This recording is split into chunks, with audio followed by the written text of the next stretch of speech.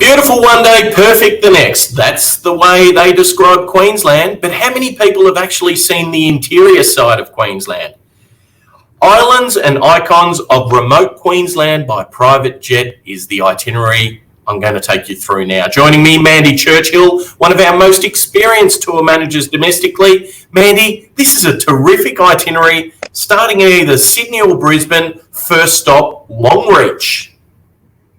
And what a great place to start when you were talking about the outback of Australia.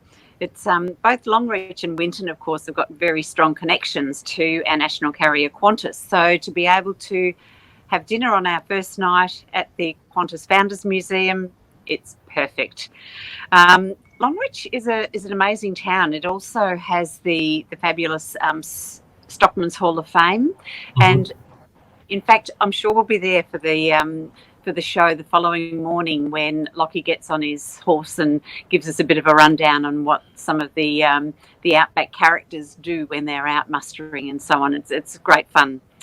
And then, of course, also to then head on from there to the Sunset Cruise in the evening and have dinner under the stars at the Outback Dinner and Show is just a great way to start our Outback program.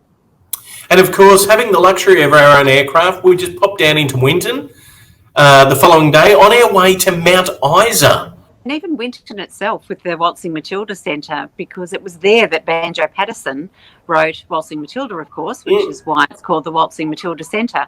And it was first recited at the pub there in Winton. So from Winton, yes, on to Mount Isa, which is very much an outback mining town, but with lots of character, larger than life characters that live in that region, of course. It's just an incredible experience to be able to visit Mount Isa, but also to actually be able to go underground and have dinner in the mine underground. A very unique experience. And then we are seeking to get to the top tip of Australia.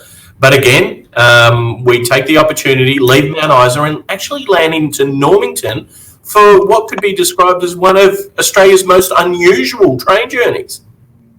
Well, Normanton, of course, was quite a busy port area, and they needed a way to get to the rich goldfields in Croydon. So in the late 1800s, they created this stretch of railway line.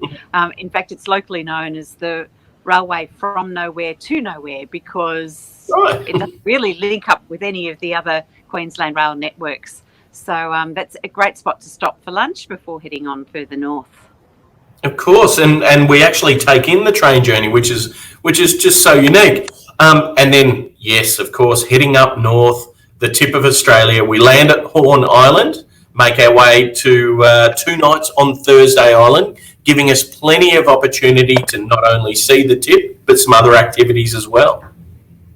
Well, that's right. Horn Island is very close to Thursday Island, both in the Torres Strait Island group, of course, but Horn Island is big enough to have the airstrip, so we land there.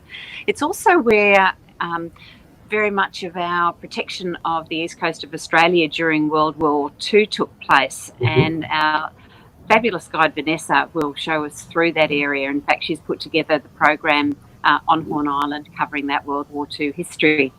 It's only about 10 or 15 minutes by ferry from Horn Island to Thursday Island where we'll be staying, and that's the administrative centre of the Torres Strait Islands, but much smaller than Horn Island. And then from there, of course, we got the great opportunity to be able to visit the very northernmost tip of Australia at Cape York. So if you haven't seen it, it's a must-do experience to be able to track north to Frangipani Beach. It's over an hour by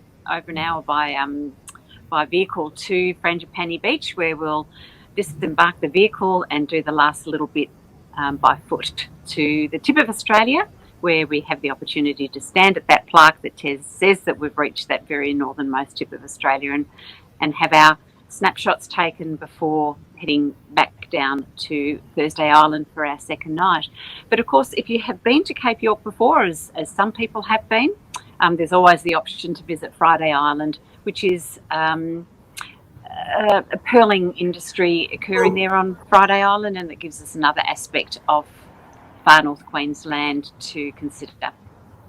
Excellent. And then, of course, to wind back the trip, we must come back to Brisbane and Sydney, but why not pop into the recently renovated Hayman Resort? As they say, beautiful one day, perfect the next. A great way to finish our journey. And what better way, really, than being on a tropical beach for our last night's meal together? It's the perfect way to finish, and what a privileged way to be able to do the Australian outback and then finish along the coast. It's a great itinerary. Excellent. A perfect journey, 8 days, business class aircraft, islands and icons of remote Queensland by private jet. Mandy, I thank you for your time. Thanks, Bas.